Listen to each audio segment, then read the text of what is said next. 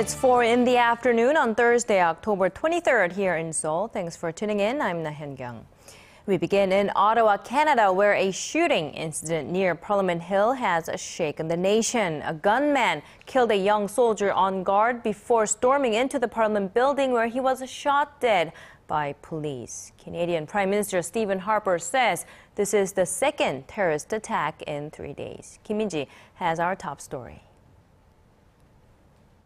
The heart of Ottawa was in lockdown Wednesday after a soldier guarding a war memorial was shot dead and gunfire erupted in the Parliament building. Canadian authorities have identified the suspect in the shooting as Michael Zehaf-Bibeau, a 32-year-old Canadian national who had converted to Islam. He was shot dead by police in a firefight at the Parliament. Authorities have not ruled out the possibility that additional shooters could be on the run. Witness accounts suggest the man who fatally shot the soldier later stormed the Parliament, but Canadian police say they couldn't confirm if it was the same person. The soldier killed has been identified as 24-year-old Corporal Nathan Cirillo. 3 others have been hospitalized but are said to be in stable condition. Eyewitnesses say they heard multiple gunshots. I was just taking off my jacket to go into caucus. I hear this pop, pop, pop. Possibly 10 shots, don't really know. Thought it was dynamite or construction rather than anything else. The chaos took place just before 10 a.m. local time as leaders of Canada's 3 major parties were holding weekly meetings of Parliament. Addressing the nation after the attack, Prime Minister Stephen Harper said Canada will not be intimidated. In fact, this will lead us to strengthen our resolve and redouble our efforts and those of our national security agencies to take all necessary steps to identify and counter threats and keep Canada safe here at home. He added those responsible would have no haven.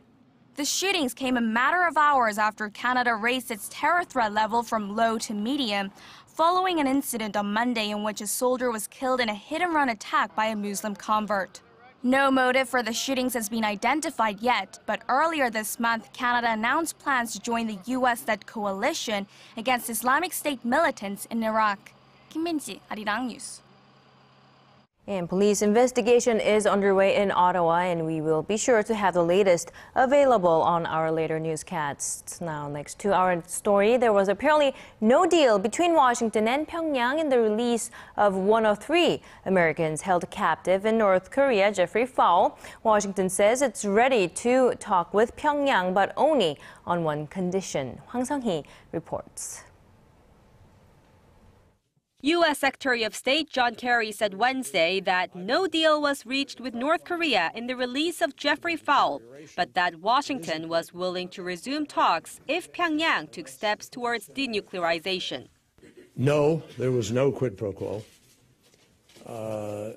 And we are very concerned about the remaining American citizens who are in North Korea, and we have great hopes that North Korea will see the benefit of releasing them also as soon as possible.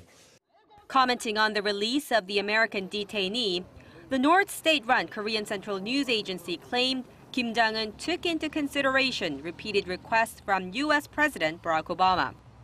Speaking in Berlin, Kerry expressed hopes for restarting the nuclear talks in the coming weeks or months, saying that was the key to reducing the U.S. military presence in the region. The 28,000 U.S. troops stationed in South Korea have remained a constant source of anger for North Korea. It can come to the talks prepared to discuss denuclearization. And the United States is fully prepared. If they do that and begin that process, we are prepared to begin the process of denuclearization, of reducing the need for American force and presence in the region, because the threat itself would then be reduced. Some North Korea watchers say Pyongyang released Fowl seeking a breakthrough with Washington. Fowl returned to southern Ohio Wednesday and said he was treated well during his detainment. But still, 2 Americans remain in custody, including Kenneth Bae, who has been held now for nearly 2 years. Hwang Sung-hee, ARIRANG News. Now, another breakthrough North Korea may be seeking is with South Korea, but it's demanding Seoul reduce military conflicts and stop activists from flying anti-Pyongyang leaflets across the border. Kim Hyun-bin has the details. North Korea has warned South Korea that military clashes in the border could lead to the cancellation of upcoming inter-Korean talks. In a statement Wednesday, the North said it was possible to hold a second round of high-level talks, but only if Seoul takes appropriate measures to ensure there are no further altercations at the inter-Korean border. The South has proposed holding the talks next Thursday, but the North has yet to respond, although it had agreed to the meeting in principle. North Korea blamed the South for a recent exchange of fire early this week and questioned the South's desire to take steps to improve inter-Korean ties. The North also demanded that Seoul stop activists from launching anti-Pyongyang leaflets this weekend. It called the leaflets drop an act of war and repeated its threat to fire on the balloons as they float across the border. The South Korean government says it does have the legal right to stop the activists if their actions could potentially harm local residents or their property. Meanwhile, South Korea has pulled down a Christmas tree tower at an inter-Korean border town, removing a symbol that's been a source of diplomatic and military tension since the early 1970s. The North has threatened to shell the tower decorated with colorful lights and tipped with a cross. The tower could be seen from as far away as the North Korean border town of Kaesong. A South Korean defense official says the tower was taken down due to safety considerations, but some experts have suggested Seoul decided to dismantle it to foster better inter-Korean ties. Kim Hyun-bin, ARIRANG News. And staying with North Korea issues, a face-to-face confrontation between former UN Commission of Inquiry on North Korea Human Rights Michael Kirby and North Korean officials took place at the UN headquarters. Kirby stresses the regime should be referred to the International Criminal Court for crimes against humanity. Ji Myung-gil tells us more.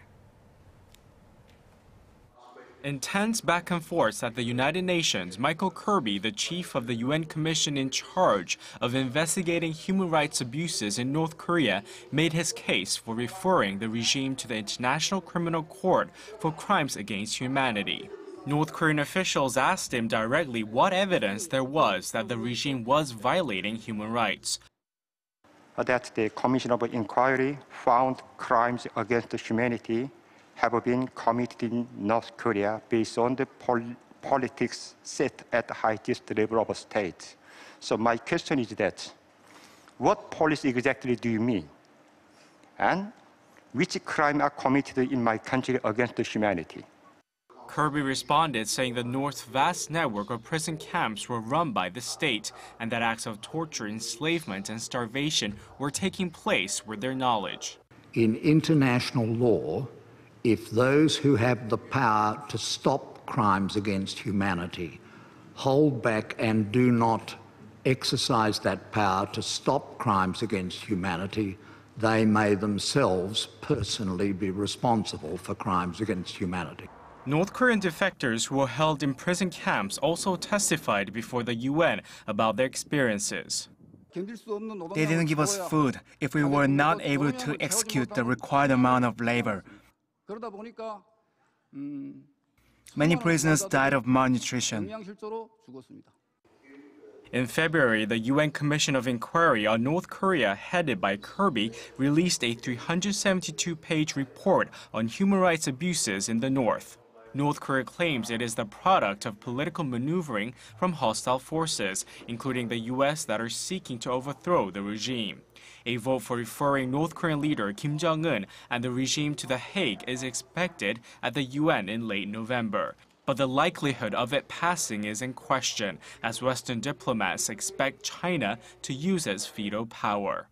Ji Myung-gil, ARIRANG News. The U.S. has placed more travel restrictions on those flying in from Ebola-hit nations, namely Liberia, Sierra Leone, and Guinea. Not only do they have to arrive through one of 5 designated airports, now monitoring will follow those passengers for 21 days. That's the maximum incubation period of the virus. The measures will take place take effect starting Monday, initially in 6 states. In an emergency committee meeting in Geneva, meanwhile, the World Health Organization is discussing whether stricter travel rules were needed in West Africa's border areas. The group also updated the Ebola death toll, which showed a spike of 322 deaths over a 5-day period. Sierra Leone's government estimates it's seeing more than 20 Ebola deaths every day in its western regions. Now, there hasn't been a single case of Ebola here in Korea, but the fear is very much present. The Korean Nurses Association says 4 nurses working in the infectious disease division of the National Medical Center in Seoul quit their jobs last week over concerns about Ebola. The 4 nurses had earlier treated an infant from Sierra Leone with a high fever, and although the baby turned out to be Ebola-free, they were greatly concerned about contracting the disease and called for enhanced protection equipment for medical workers. The National Medical Center has been designated by the Korean government for treating suspected Ebola cases and has 18 isolation beds set up for possible cases.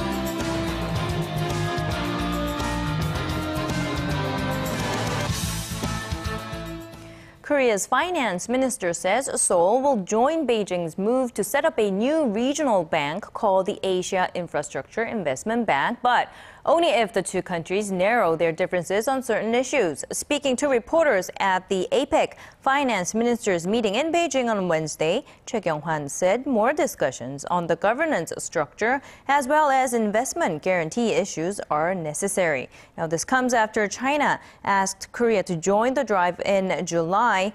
Beijing's move to set up the bank is seen as a counterbalance to the U.S.-led Asian Development Bank. Foreign investors who have been selling Korean stocks recently are snapping up bonds. The Financial Supervisor Service says foreign investors snapped up 2.8 trillion won or $2.6 billion worth of Korean bonds last week. That's the biggest weekly buying spree in 16 months.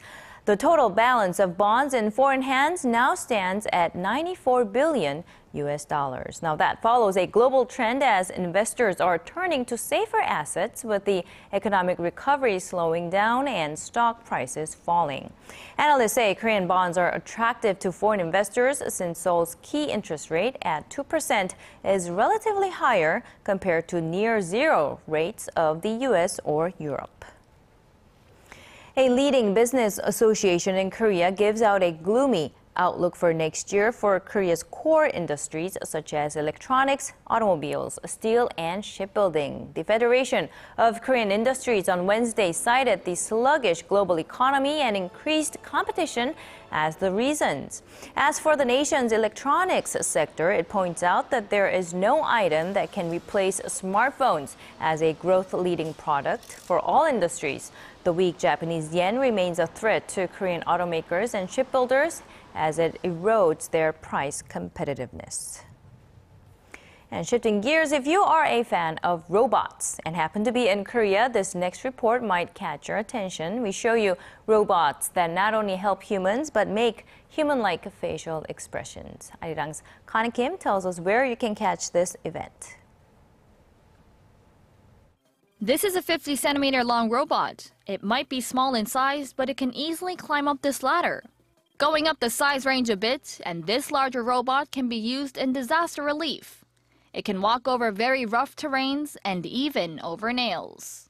The final task is for this robot to drive an automobile into a dangerous place and pass the obstacles placed in front of it. And don't just think of these robots as cold, hard machines. These humanoid robots are even able to make facial expressions. With a bright smile on its face, it looks as if this robot is communicating.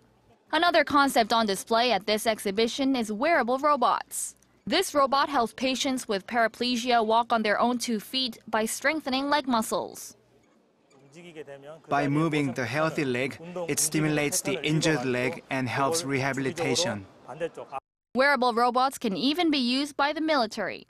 This robot, for example, takes the vast majority of this 90-kilogram weight off the soldier's back, meaning they can be more agile even when carrying heavy backpacks.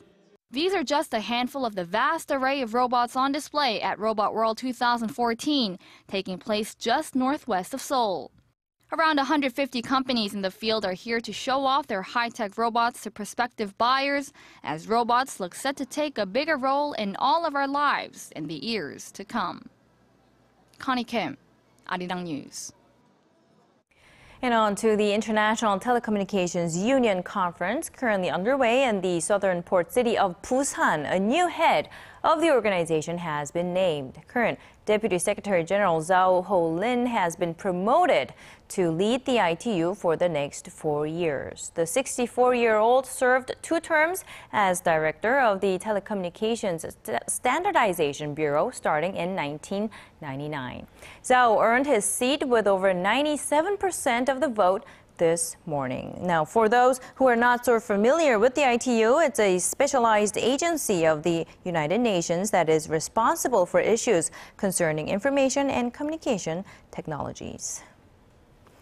With an increasing number of Chinese opting to spend their vacations here in Korea, marketers are trying to analyze their spending patterns. A new survey has found their favorite Korean goods and services, and our Kwon So-ah tells us what's on that list. China's National Day holiday, which came to a close earlier this month, serves as an important time for Korean businesses to study the latest buying trends of Chinese consumers. And the Korea Marketing Association and China's People's Daily Online jointly conducted an online survey on more than 17,000 Chinese people that found more than 40 Korean products Chinese consumers are most interested in. 18 were non-durable goods like cosmetics, health products, and food and beverages, including Korea's globally popular instant noodles Nongsim Shinramen. Amore Pacific's cosmetic brand Seorasu is also very popular among the Chinese due to its herbal ingredients and gold decoration. 10 of the most popular items were durable goods like luxury bags, electronic devices, and cars. Chinese buyers are also reaching for Korea's best-selling rice cooker Kuku and Samsung's Galaxy smartphones. In the service sector, K-pop group EXO, award-winning drama My Love from the Star, cafes and bakeries like Cafe Bene and Paris Baguette topped the list. Lotte department store was also very popular. It saw sales spike 87% on-year during the Chinese National Day holiday. The Korea Marketing Association's analysis shows Chinese consumers are very keen on gold and metallic decorated products, but do not always buy top-end brands. The research team says their survey provides domestic businesses with valuable insights into the current market trends, giving Korea and China the opportunity to grow together. Kwon So-ah, ARIRANG News. Bringing you the fresh updates from stories breaking in Korea and abroad. We give you a bigger and better picture of the world. Join Laah Hyun-kyung live from Seoul. Every weekday, only on ARIRANG.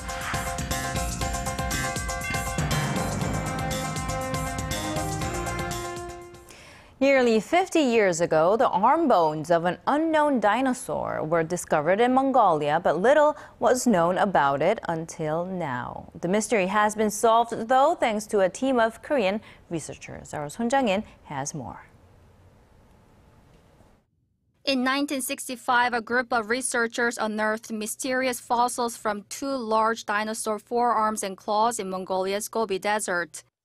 The pair of 2.4-meter-long bones suggested they belonged to a predator bigger than the Tyrannosaurus rex and named it Deinocheirus mirificus, which means unusual, horrible hand. Nearly 50 years later, a Korean-led team of experts were finally able to excavate the rest of the dinosaur bone and piece them together. The reconstruction of the complete Deinocheirus skeleton measured 7 meters with a series of extra long bones in its back that formed a hump. Researchers think that the long spines may have helped the creature balance and support its huge mass on its hind legs. They also found the contents of its stomach, in which some 1,400 stones and fish bones and scales were spotted, suggesting that the dinosaur was an omnivore that fed mostly on plants and small animals. The absence of teeth and the fact that the snout bent forward is the characteristic of herbivore. We discovered some remains of fish bones in its stomach, which means they were omnivores. The findings were featured in this week's issue of the renowned scientific journal Nature, a first for a Korean-led paleontologist team. 손정인, ARIRANG News. As one of the most well-known artists of all time, Vincent van Gogh's works are considered timeless masterpieces. And for those fans of any works of Van Gogh, the War Memorial is now hosting a mesmerizing exhibition of modern takes on the artist's works. Our Im Hyun-hee takes us there. A warm grassy field, a beautiful scene in nature. Vincent van Gogh has created countless masterpieces that have gone on to become some of the world's most iconic works of art. Works like The Starry Night, where each star above the quiet village seems to burst to life. From rural scenes to self-portraits, Van Gogh was one of the most important painters of the 20th century, and his influence has even reached into the modern day, where he's still regarded as a master of art. When Van Gogh entered the peak of his painting career, he created most of his works within 10 years. The ones done on farm landscapes showed dark images of life on the farm. But when he moved to Paris, he started using bright colors to paint the beauty of nature. Although 10 years seems short, he used a range of different styles and colors. Soaring at over 4 meters tall, these are probably some of the largest recreations of Van Gogh's works to have ever been made. But the rough beauty and bold colors originally admired in his art is carried over into these animated versions, Van Gogh's of the 21st century. In a day and age dominated by machinery, Van Gogh's works can still command attention. Through the combination of 3D mapping, special software, and even music specifically made for the exhibition, the works of Van Gogh are just as pioneering and surprising as they were when they first emerged over 100 years ago. Technology and art come together for a new type of Van Gogh experience. You'll notice we used more than 70 projectors, and through a process of edge blending, images adjacent to each other can look like one work. And through animation, we created eye and muscle movement to draw attention to his portraits, bringing them to life. With landscape portraits, we picked focus objects like stars or wheat fields to emphasize. That way we can create an overall effect.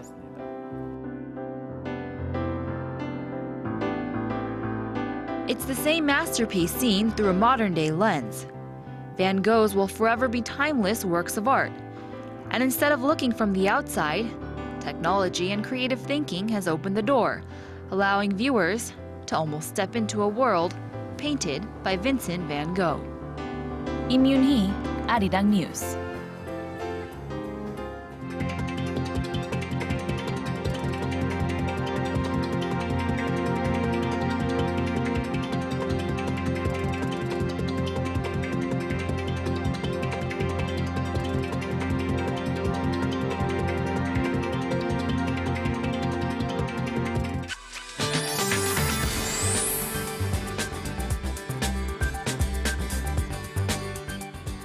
It's looking gorgeous outside. I'm Michelle Park here with the updates. It was a chilly morning all across the nation, including in Seoul, where it hit 8.5 degrees today.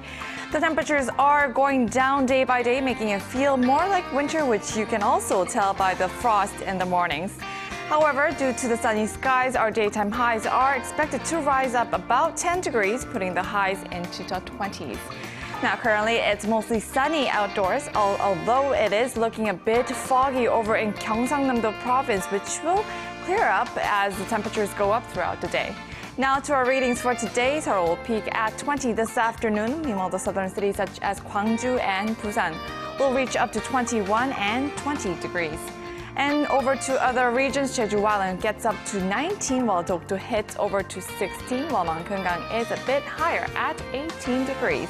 Well, that's all for now. I'm Michelle Parker, and here's a look at the weather conditions around the world.